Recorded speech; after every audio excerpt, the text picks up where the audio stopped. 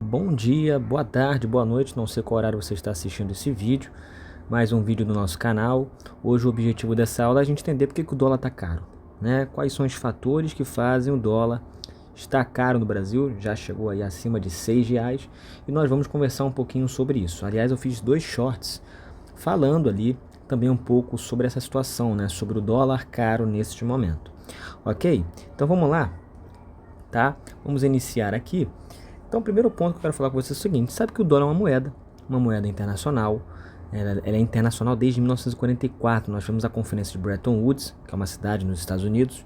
Nessa conferência foi estabelecido que o dólar seria agora uma moeda internacional. A gente tem que entender que ele é final de Segunda Guerra Mundial. Os Estados Unidos que, vamos dizer, aplicou muita grana, muito armamento na Segunda Guerra Mundial, apesar de e entra um pouco depois na Segunda Guerra, né? Nesse momento se estabelecia ali como a principal economia, né? Já nesse quase pós-guerra ali, e nessa conferência é estabelecido que o dólar será uma moeda internacional, assim como é até hoje, ok? E além de ser uma moeda, ela é um produto. A gente tem que entender que nesse mundo do mercado financeiro, né, dentro desse sistema capitalista, o dólar também é um produto, tá?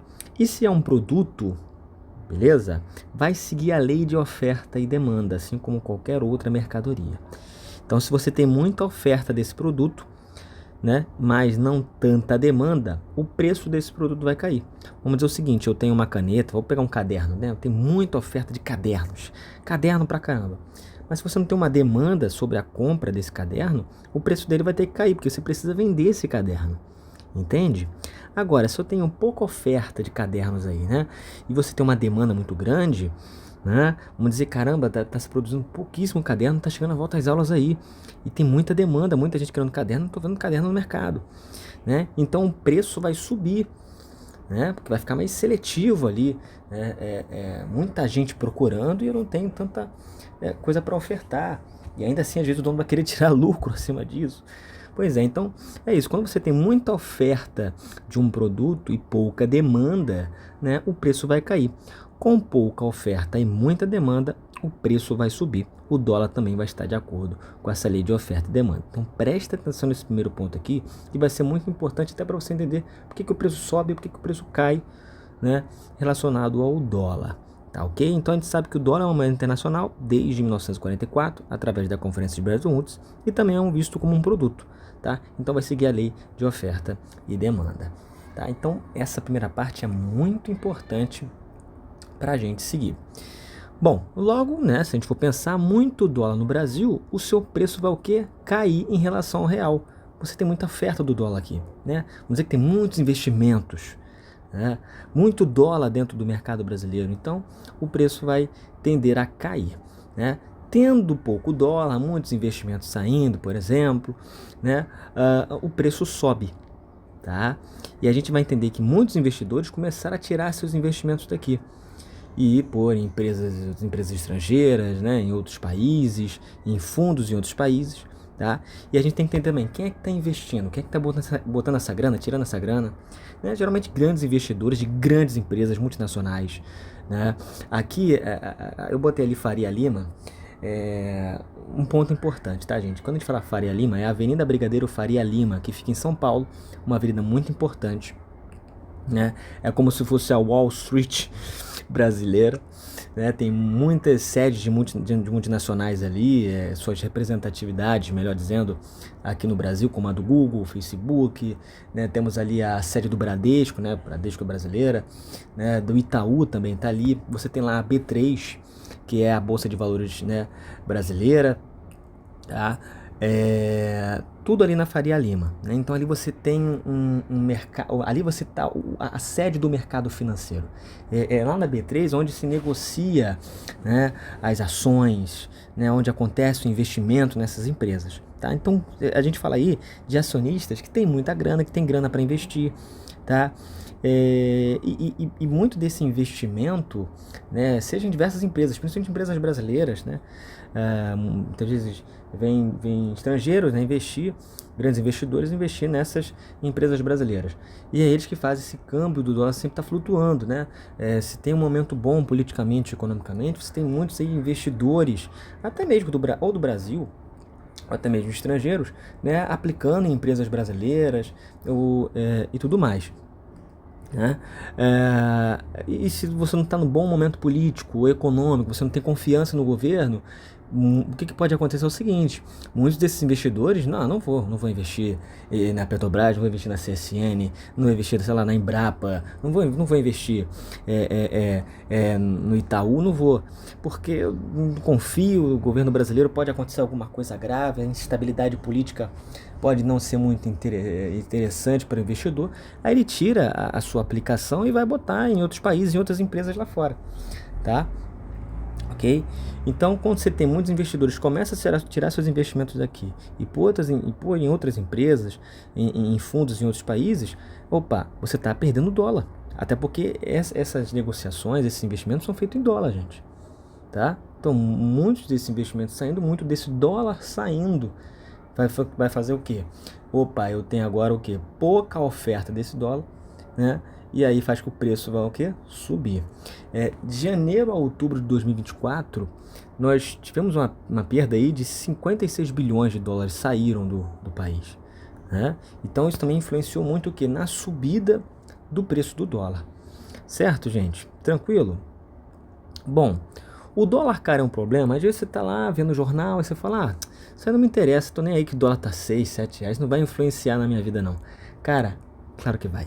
Claro que vai. Né? Não é um problema só para quem viaja.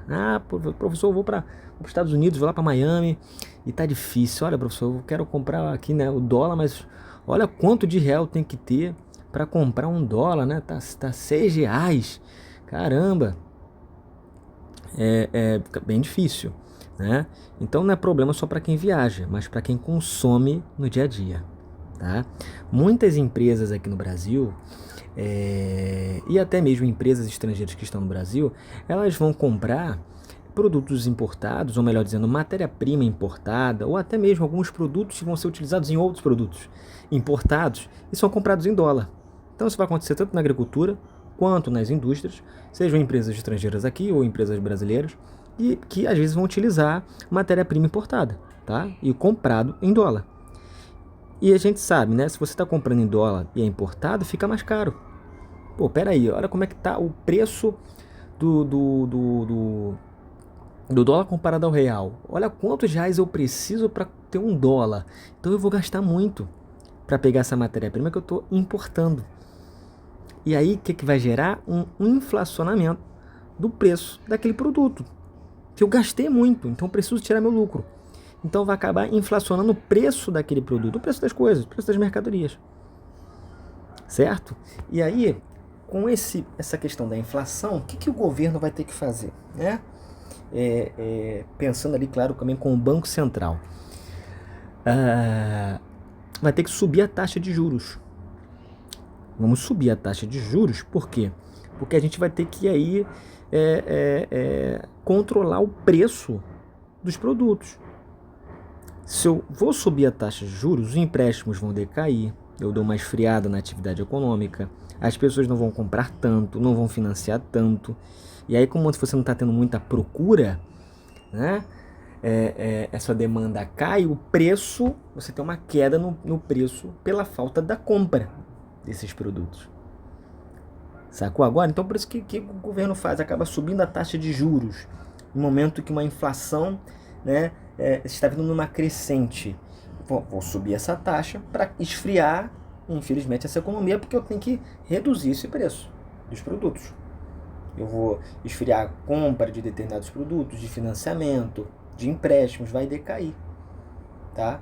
Então você vai ter uma demanda menor, e aí há uma ideia de uma tendência da queda dos preços. Certo? Tranquilo aí? Se não entendeu, volta no vídeo, deixa um comentário aí, tá? Você viu como o dólar caro é um problema, sim, para a economia brasileira, né? O que ela pode gerar, tá? Então, você fica, não ligo para isso. Cara, tem que ligar, certo? Tranquilo, vamos então para o próximo passo aqui. Por que investem aqui, professor? O que faz também retirar investimentos daqui? Presta atenção.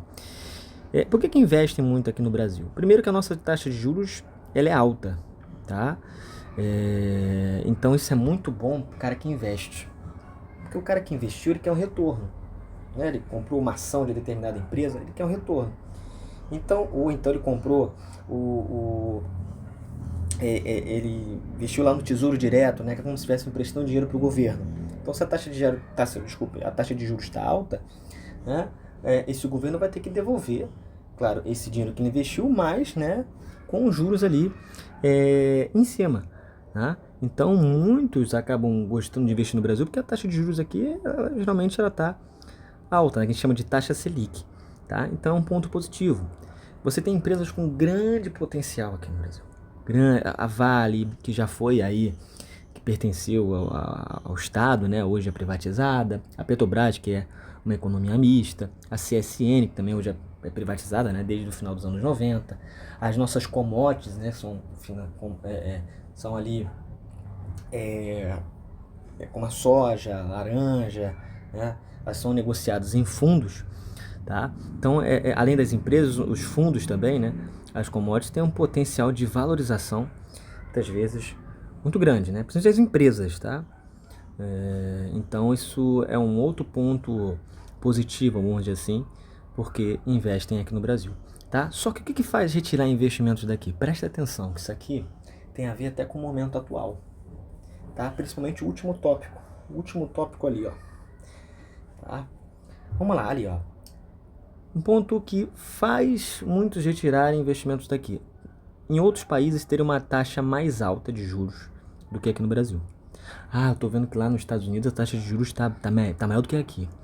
Então o cara vai tirar esse investimento daqui, da empresa tal que ele fez, né, e eu vou investir, sei lá, em outra empresa, tá? Um outro ponto, que é o que está meio que acontecendo agora, né? O mercado financeiro esses investidores olharem por uma instabilidade política e econômica. Se não tem uma confiança no governo, tá vendo que o governo não sabe muito bem o que fazer em relação à economia, à política, tá? E é claro, esses investidores vão pensar, vamos ser sinceros, né? Vão pensar nos interesses deles, tá? Então, se o governo também não está pensando nos interesses desses investidores, faz com que muitos não investam aqui. Então, muito dólar vai sair, aí o dólar vai subir, entende? Tem isso também, eles estão pensando também nos interesses deles. Muitas vezes não estão pensando no interesse comum, tá? Não seja inocente, ok? Esse ponto aqui, eu acho que é o que mais deixou, né, esses grandes investidores, a Faria Lima, né, mercado financeiro brasileiro, preocupado, né, que é a questão da taxação de grandes fortunas, né? O governo criou um pacote de corte de gastos que a gente não vai tentar se aprofundar muito aqui na questão do pacote de corte de gastos, que tem muita coisa, mas eu vou trazer os pontos principais de que pode ter gerado insatisfação do mercado financeiro, né? E a taxação de grandes fortunas, o governo atual pensa nisso, até porque uma outra proposta do governo é o que? Isentar de imposto de renda pessoas que ganham até 5 mil, então o governo vai deixar de ter em torno aí de dinheiro nas mãos, vamos dizer assim, de imposto, 35 bilhões, cara. Então de onde eu vou tirar esse dinheiro, né? Já sei, taxação de grandes fortunas, né? Para meio que compensar, tá? A ideia é uma taxa de 10% sobre quem ganha 50 mil por mês ou 600 mil por ano. Então isso pode ter deixado esses investidores assim, um pouco insatisfeitos, tá? É claro que há outros pontos, a gente não pode resumir a isso, tá? Senão fica muito vago, mas é um dos pontos de insatisfação, beleza? Então muitos até tirando seus investimentos daqui, né? Porque a partir do momento que você está investindo, você tem os lucros ali, você vai ter que também pagar essa taxação, né? Essa taxa. Bom, então temos esses 3 pontos ali que faz retirar investimentos daqui, esses 2 últimos muito interligados a esse momento atual, né? Um governo que não gera confiança ao mercado financeiro. A gente tem que entender também que o governo Lula, né, mercado financeiro, já teve aí alguns embates, né, até por ser aí um governo dito de esquerda, né, que não me parece muito de esquerda, o governo Lula, né, o PT em si. A relação entre o mercado financeiro e Lula não é também a das melhores, né? Bom, o que diz esse pacote de gastos do governo que seria meio que uma saída para acalmar esse mercado? Né? O governo Lula, né, ele lançou um pacote de corte de gastos que foi analisado pelo mercado financeiro até pouco tempo atrás. Vocês conseguem achar essas notícias, isso aí, em qualquer lugar. E nesse pacote incluía corte de benefícios sociais. Esse ponto aqui até que agradou, né? os investidores, né? Porque foi analisado lá, né, pelo mercado financeiro, pelos títulos Faria Limers, né, pelos investidores ali. E aí você também tem um outro ponto que tá nesse corte de gastos, que é a redução de super salários. Isso aqui é muito interessante, né? Olha quanto o judiciário teve uma despesa de 183 bilhões de reais, né, ultimamente. Então é muito, muito gasto. Só que já foi votado esse pacote de gastos do governo na Câmara e, por incrível que pareça, a questão da redução de super salários não foi falada, né? Mas sabe o que foi falado? A revisão de subsídios às empresas, né? Foi falado também a questão de corte de benefícios sociais, né? A redução de super salários foi deixada de lado, né? Então a gente vê, né? Eu falei assim, eu falei não, né? Eu pensei assim, né? Eu fico pensando, será que isso vai passar no Congresso? Porque assim, mexer com a questão dos super salários, os políticos ganham muito, né? O legislativo ganha muito, o judiciário ganha muito, né? Então foi uma coisa que não foi muito debatida, tá? Então muitos até dizem que esse pacote de gastos do governo, né, já é um mini pacote de gastos, que muita coisa que não foi falada, que foi retirada. Pois é, né?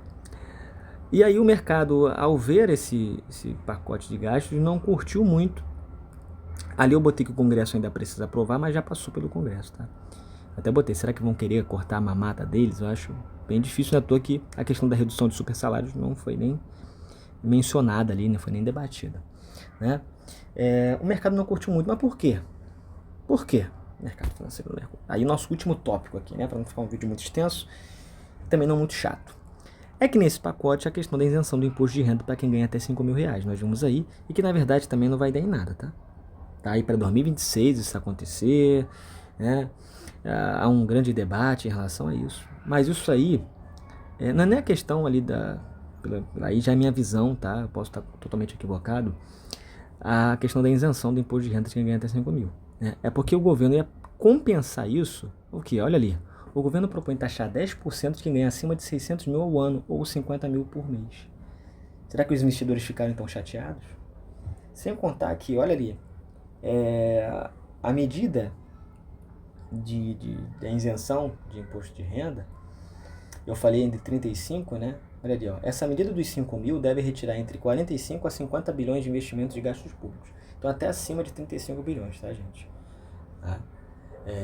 É muito importante, até porque, e é interessante, porque o brasileiro já paga muito imposto. E a gente sabe que quem paga mais impostos são os mais pobres, né? Sejam no âmbito municipal, se paga muitas vezes IPTU, né? Por exemplo, impostos sobre o consumo o tempo todo, né? Aqueles que ganham um pouquinho a mais ali já tem que pagar o imposto de renda. Então o brasileiro é muito tributado, né? Então ter menos um tributo seria muito interessante àqueles que não ganham tão bem, né?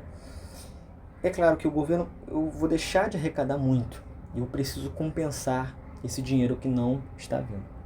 Então a ideia do governo era compensar o quê? Taxando 10% de quem ganha acima de 600 mil ao ano ou 50 mil por mês.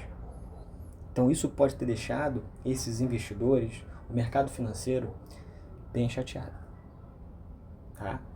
Você vai perceber que muitas notícias que são faladas sobre isso, algumas até mencionam isso, outras tentam mostrar outros pontos, mas o que eu vejo através das análises que eu fiz das notícias é que isso que deixou o mercado financeiro, acho que mais pé da vida, vamos dizer assim, né, para não falar outra coisa, né?